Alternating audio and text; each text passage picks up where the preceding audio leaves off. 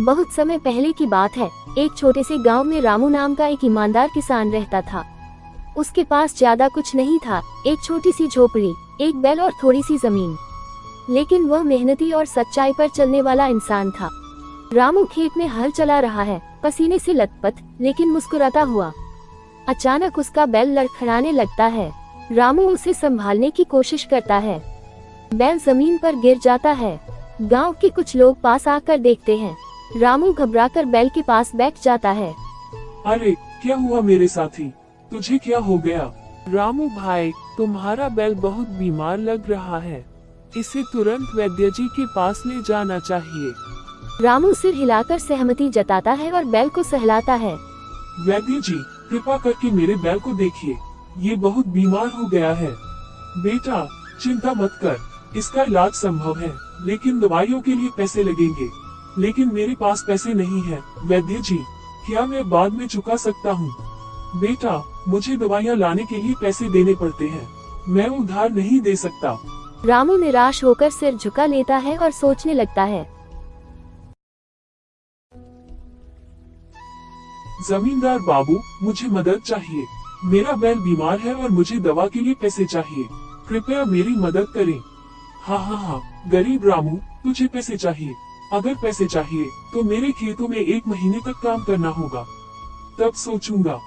रामू थोड़ा सोचता है, फिर मजबूरी में सहमति में सिर हिला देता है। ठीक है सरकार, मैं काम करूंगा।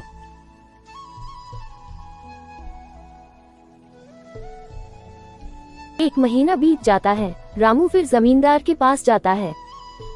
जमींदार बाबू, मैंने आपकी शर्त के अनुसार पूरा महीना मेहनत की, आप कृपया मुझे मेरी मजदूरी दें। कौन सी मजदूरी? मैंने कब कहा था कि मैं तुम्हें पैसे दूंगा? रामू चौंक जाता है। गांव के लोग भी देख रहे हैं, कुछ फुसफुसाने लगते हैं। लेकिन सरकार, आपने मुझसे वादा किया था, कोई सबूत है तुम्हारे पास? रामू निराश होकर चुप हो जाता है। गांव के लोग भी सहमे हुए हैं, लेकिन तभी एक बुजुर्ग किसान सामने आता है। रामू, तुमने 1 महीने तक जमींदार के खेतों में काम किया, इसका कोई गवाह है?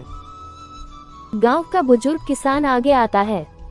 हाँ, मैंने अपनी आंखों से देखा कि रामू ने पूरे 1 महीने तक मेहनत की। धीरे धीरे और भी गांव वाले सहमति में सिर हिलाने लगते हैं। जमींदार थोड़ा घबरा जाता है। जमींदार, इतने लोग गवाह हैं, अगर तुमने वादा किया था तो तुम्हें मजदूरी देनी होगी। जमींदार गुस्से में आ जाता है, लेकिन पंचायत के सामने झुकना पड़ता है। वह रामू को पैसे देता है। रामू अपने पैसे लेकर खुश होता है। वह तुरंत वैद्य के पास जाकर दवा लाता है और अपने बैल का इलाज करवाता है। कुछ दिनों में बैल स्वस्थ हो जाता है। गांव वाले रामू की ईमानदारी और हिम्मत की सराहना करते हैं। गांव में उत्सव जैसा माहौल हो जाता है। ये कहानी हमें सिखाती है कि सच्चाई और मेहनत का फल देर सवेर मिलता ही है। जब लोग मिलकर अन्याय के खिलाफ खड़े होते हैं तो न्याय की जीत होती है।